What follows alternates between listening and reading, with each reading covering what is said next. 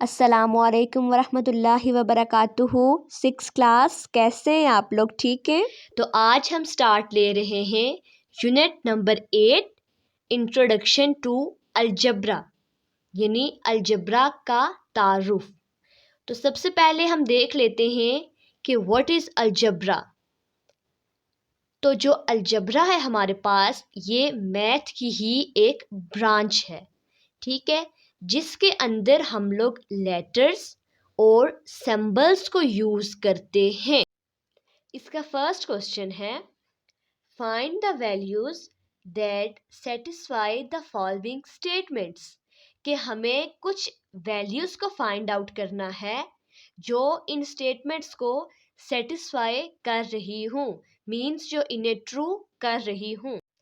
तो जो first question है 4:5 इक्वल्स टू 16 रेशियो, आगे एक सिंबल है। अब इस सिंबल से मुराद ये है कि यहाँ पर हमें कोई नंबर चाहिए। तो अब ये काम हम लोग पीछे रेशियो वाले चैप्टर में भी कर चुके हैं। तो सबसे पहले हमने क्वेश्चन लिखा। कोई भी क्वेश्चन आप जब सॉल्व आउट करें तो सबसे पहले आप लिखें सॉल्यूशन, मतलब कि अब हम लोग इस क्वेश्चन को सॉल्व आउट करने लगे हैं। उसके बाद हमने लिख लिया क्वेश्चन एज इट इज। अब यहाँ पर जो अननोन टर्म है जिसका हमें पता नहीं है, उसको हमने लेट कर लिया ए, मतलब कि वो एक वेरिएबल है। अब यहाँ पे हम लोग लिख लेंगे 4:5 इक्वल्स टू 16:a। अब जो रेशियो है उसको हम लोग डिवाइड की फॉर्म में भी लिख सकते हैं। तो हमने लिख लिया 4/5 इक्वल्स टू 16/a। अब यहाँ पर हमारे पास होगी क्रॉस मल्टीप्लिकेशन। अब a जो है वो मल्टीप्लाई होगा 4 के साथ और 5 जो है वो मल्टीप्लाई होगा 16 के साथ। तो जब 4 मल्टीप्लाई होगा a के साथ तो आ जाएगा 4a, और 5 यहाँ पर डिवाइड हो रहा है तो ये इक्वल के इस साइड पर जाकर हो जाएगा मल्टीप्लाई। तो यहाँ पर आ जाएगा 16 मल्टीप्लाई 5। अब यहाँ पे हमने क्या किया कि जो 4 था ये यहाँ पर हो रहा है मल्टीप्लाई, तो इसको भी हमने इस साइड पे लाके डिवाइड कर दिया, और जिस टर्म की हमें वैल्यू निकालनी थी उसको हमने सेपरेट कर लिया। तो 16, ये 4 यहाँ मल्टीप्लाई हो रहा था तो यहाँ पर आके हो जाएगा डिवाइड मल्टीप्लाई 5। अब देखें यहाँ पे हम लोग क्या करेंगे, हम लोग कटिंग करेंगे। 4 1s are 4, 4 4s are 16। अब 4 को मल्टीप्लाई करेंगे 5 से तो रिजल्ट आ जाएगा 20। तो a किसके इक्वल आ गया 20 के। अब the number 20 satisfy the statement, मतलब इस स्टेटमेंट को जो है वो 20 नंबर सेटिस्फाई कर रहा है। इसका एक और मेथड भी है हमारे पास। सेकंड मेथड, हमने क्वेश्चन एज इट इज लिखा, उसके बाद हमें इस स्टेटमेंट को जो है वो सेटिस्फाई करवाना है। तो 4:5। अब जब हमें इक्वल के इस साइड वाली वैल्यूज रेशियो में चाहिए होती हैं तो हम लोग इन नंबर्स को किसी भी एक नंबर से मल्टीप्लाई करते हैं। अब रेशियो में ऐसे भी होता है कि जब हम लोग इक्वल के इस साइड पे कोई वैल्यूज़ लिखते हैं तो जो हमारी फर्स्ट 2 वैल्यूज़ होती हैं उन्हें हम लोग एक ही नंबर से मल्टीप्लाई करवाते हैं।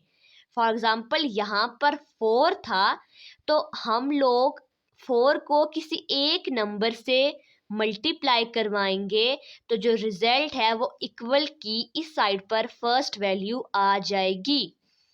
तो 4 को हम लोग किस से मल्टीप्लाई करवाएं तो हमारे पास रिजल्ट जो है वो 16 आ जाए, तो इसको हम लोग मल्टीप्लाई करवा देंगे 4 के साथ। अब सेकंड टर्म है हमारी 5, तो 5 को भी हमें उसी टर्म से मल्टीप्लाई करवाना है जिस टर्म से हमें 4 को हमने मल्टीप्लाई करवाया था। तो 4 के लिए हमने लिया था 4, तो यहाँ पर 5 के लिए भी हमें 4 ही लेना है। तो 5 को 4 से मल्टीप्लाई करवाएंगे तो रिजल्ट क्या आ जाएगा 20। एज अ रिजल्ट ये दोनों जो हमारे पास साइड्स हैं ये आपस में इक्वल आ जाएंगी। देखें, रेशियो का मतलब क्या होता है कि हम लोग इसको डिवाइड में भी लिख सकते हैं। तो जब हम लोग करेंगे 16 डिवाइडेड बाय 20 तो 4 4s are 16, 4 5s are 20, मतलब कि 4:5। अब देखिए इसके इक्वल ये आ गया है। तो मतलब ये जो 20 नंबर है ये इस स्टेटमेंट को सेटिस्फाई कर रहा है। उसके बाद नेक्स्ट क्वेश्चन है 5% ऑफ 200 इक्वल्स टू, आगे हमारे पास है सिंबल, मतलब कि वो किसके इक्वल आ रहा है। सबसे पहले हमने लिखा सॉल्यूशन, उसके बाद क्वेश्चन एज इट इज। अब हमें यहाँ पर देखना है परसेंट। अब जब हमें परसेंट को हटाना होता है तो हम लोग डिवाइड करते हैं 100 के साथ। तो 5 डिवाइडेड बाय 100। अब ऑफ का मतलब क्या होता है, यानी मल्टीप्लाई। तो ऑफ की जगह हम लोग लिख लेंगे मल्टीप्लाई, यहाँ पे आ जाएगा 200। अब देखें मल्टीप्लाई हो रहा है तो 100 1s are 100, 100 2s are 200। अब इसका सेकंड मेथड ऐसे भी है कि ये ज़ीरो और ये ज़ीरो आपस में कट आउट और ये आपस में कट आउट हो जाएगा। हमारे पास रह गया 5 एज इट इज, मल्टीप्लाई यहाँ पर आ गया 2, तो 5 क्रॉस 2 आ जाता है इक्वल 10। इसका मतलब है the number 10 satisfy the statement, कि इस स्टेटमेंट को सिर्फ नंबर 10 ही सेटिस्फाई कर सकता है। उसके बाद क्वेश्चन नंबर है हमारे पास, नेक्स्ट क्वेश्चन है 78 प्लस आगे एक सिंबल है इक्वल 100, मतलब यहाँ पर हमें कोई भी वैल्यू लानी है। हमने लिखा पहले सॉल्यूशन, उसके बाद क्या किया, इक्वल के इस साइड पे था 100, तो 78 जो है वो इस साइड पर क्या हो रहा है, प्लस हो रहा है। जिसके पीछे कोई साइन ना हो तो हम कहते हैं वो वाली टर्म जो है वो पॉजिटिव है। तो 78 यहाँ पर पॉजिटिव था, इसको जब हम लोग इक्वल के दूसरे साइड पर शिफ्ट करेंगे तो इसका साइन चेंज हो जाएगा और ये नेगेटिव हो जाएगा।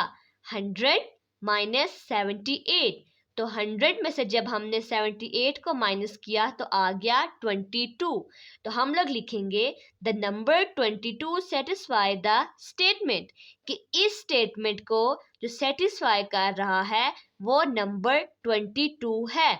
क्योंकि 78 में जब हम लोग 22 को प्लस करेंगे तो हमारे पास जो रिजल्ट है वो आ जाएगा 100। उसके बाद क्वेश्चन है 1.2 मल्टीप्लाई, आगे हमें यहाँ पर वो चीज़ फाइंड आउट करनी है, इक्वल्स टू 6.0, मतलब यहाँ पर कोई नंबर आएगा। 1.2 को कौन से नंबर से मल्टीप्लाई करें तो हमारे पास रिजल्ट आ जाए 6.0। बहुत ही इजी क्वेश्चन है। सबसे पहले हम लोग लिखते हैं solution, question as it is. उसके बाद हम देखते हैं अब जो 1.2 है वो यहाँ पर मल्टीप्लाई हो रहा है। तो जब एक टर्म इक्वल के इस साइड पर मल्टीप्लाई हो तो वो इक्वल के दूसरी साइड पर जाकर डिवाइड हो जाती है। माइनस वाली प्लस में चेंज हो जाती है और मल्टीप्लाई वाली डिवाइड में चेंज हो जाती है। तो 6 से ये 1.2 जो है ये डिवाइड हो जाएगा। अब देखिए यहाँ पर 0.2 है। अब ऊपर था 6.0, पॉइंट के बाद 0 है यानी कोई वैल्यू नहीं, तो इसको हम लोग कर देंगे यहाँ से ही कट, सिर्फ रह जाएगा 6। लेकिन यहाँ पर है 1.2। अब पॉइंट को ख़त्म करने के लिए हम क्या करते हैं, जैसे है 1.2, तो यहाँ पर जो पॉइंट है तो इसको ख़त्म करने के लिए हम करते हैं, पॉइंट के बिल्कुल नीचे लगाते हैं 1 और आगे जितने भी डिजिट होते हैं उतने हम लोग लगाते हैं 0। तो यहाँ पर पॉइंट के बाद सिर्फ एक ही डिजिट था, तो यहाँ पे सिर्फ एक ही 0 आ जाएगा, 12/10। लेकिन यहाँ पर जो 12 है ये डिनोमिनेटर में आ रहा है, तो इसके हम लोग न्यूमिनेटर में लिखेंगे मल्टीप्लाई 10। तो 6 multiply 10 divided by 12, 6 1 jar 6, 6 2 jar 12।